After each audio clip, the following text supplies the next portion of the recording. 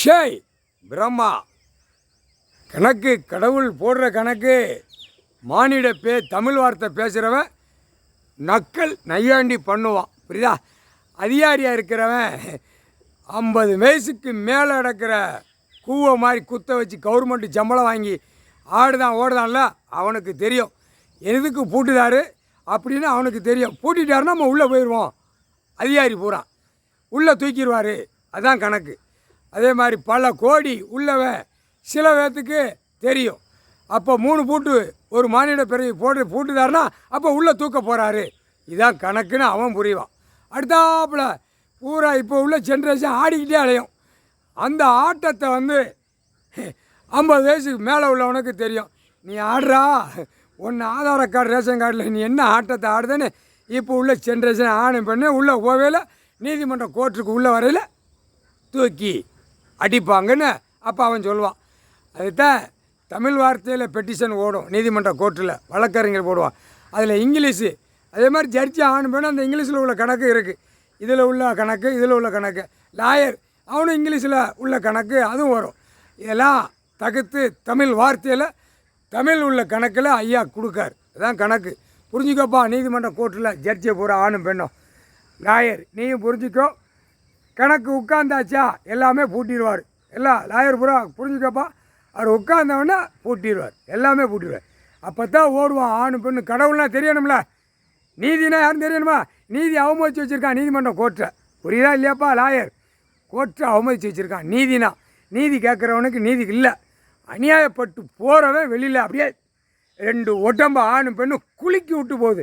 எப்படி ஆடு மாடு குலுக்குதா? சாப்பிட்டோடனே கொஞ்சம் தண்ணி குடித்தோடனே உடம்பை குலுக்கி விடும். அந்த மாதிரி குலுக்கி விட்டு ஓடுதான் ஆணும் பெண்ணும். அப்போ அந்த குழுக்களை அடிக்கணும்ல. ஏற்கனவே இந்த வட்டாரத்தில் எல்லாவனும் சொல்லுதான். பூரா ரைஸ் மில்லுக்காரன் பூரா 300 கோடி 400 கோடி வச்சுருக்கான் அப்படிங்க. இந்த பேப்பர் இப்போ எல்லாவனும் உள்ள மாட்டுவான். 300 கோடி வச்சுருக்கானா ஒரு ரைஸ் மில்லுக்காரன் 300 கோடி வச்சுருக்கானா. அப்போ என்ன அர்த்தம்? உழைப்பு இல்லாமல் அந்த பேப்பரை அடித்து சேர்த்து வச்சுருக்கான். 2ஆம் நம்பர் ரைஸ் மில். அப்படி ஜவுளி வியாபாரம் உள்ளவன் 50 கோடி வச்சுருக்கான் 20 கோடி வச்சுருக்கான். அவனே சொல்லுதான். அவன் கூட பழகிறவனே வெளியே சொல்லி ரிலீஸை விடுதான். நாங்கள் காதால் கேட்டுக்கொண்டே இருக்கண்டா விஷ்ணு பிரமா ஐயாட்ட சொல்லிடுவோம். கடவுள்கிட்ட சொல்லுவோம். ஐயா இந்த மாதிரி சொல்லுவேன். அப்போ அதுக்கு ஒரு கணக்கை போட்டு முடிச்சிடறான். அவன் வாய் விட்டானா அந்த வாயை வச்சு பிடிச்சி அப்படியே குதறி விட்டுருவோம். நம்மளே குதறி விட்டுருவோன்னு அவரே சொல்லிட்டார் ஐயா கடவுள். முக்கால் சத்தியம். புரிஞ்சுக்கப்பா. நீதிமன்றம் கோர்ட்டில் சர்ச்சையாக எவ்வளோப்பா கோடிக்கணக்காக சேர்த்து வச்சுருக்கீங்களா? ஒன்றும் கிடையாது. வச்சிருப்பிய என்னத்தையோ சம்பளம் வாங்கிதிய வீடு செலவு போக. இப்போ உள்ள செலவு நீங்கள் லாயர் அங்கே மூட்டையாக போவோம். அது சேர்க்கும். நீதிபதி சர்ச்சை பூரா என்ன ஆகும்?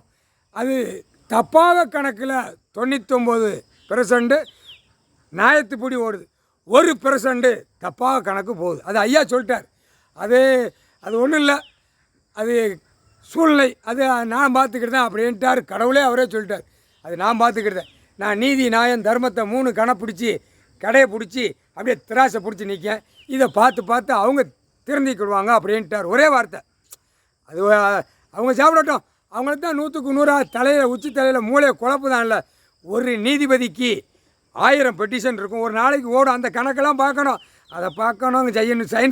சைன் போடணும். அதை தூக்கி அங்கிட்டு போடணும். சரிடான்னு அது போடுற கணக்கு அவங்க போட்டு அவங்கள குழப்புவான். அப்படியே கீழே இருந்து அவங்களுக்கு கீழே உள்ள லாயருக்காக அறிவு வேணும். இவ்வளவு போட்டு அவங்கள குழப்புதமே நம்ம என்ன அப்படின்னு.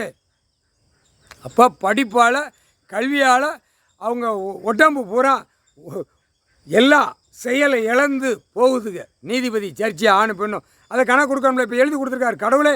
ஐயாவே எழுதி கொடுத்துருக்காருப்பா. நாங்கள் வாசிக்கும் செய்தி வாசிக்கும். இந்த செய்தியை பார்த்துக்கோங்கப்பா அப்படின்னு. அவங்க சாப்பாட்டு உணவு 3 வேளை சாப்பிட்ற உணவு 2 வேளை சாப்பாடு தான் அவங்க சாப்பிடுவாங்க. நீதிபதி சர்ச்சை ஆணும் பெண்ணும்.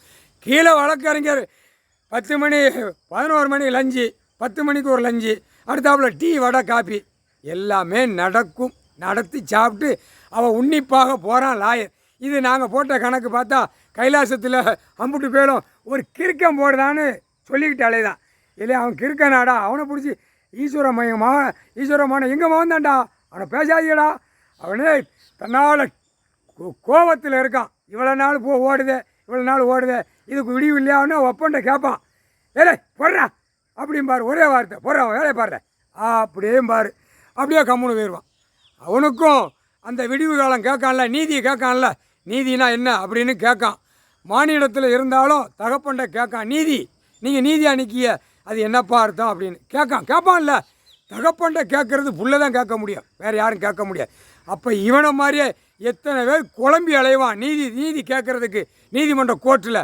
அப்போ அநியாயப்பட்டு போகிறவனை என்ன செய்யணும், அப்படியே 2 கால் கையை அப்படியே ஒடிச்சு விடணும் அப்படின்ட்டார். கடவுளே போட்டார். 3/4 சத்தியம்.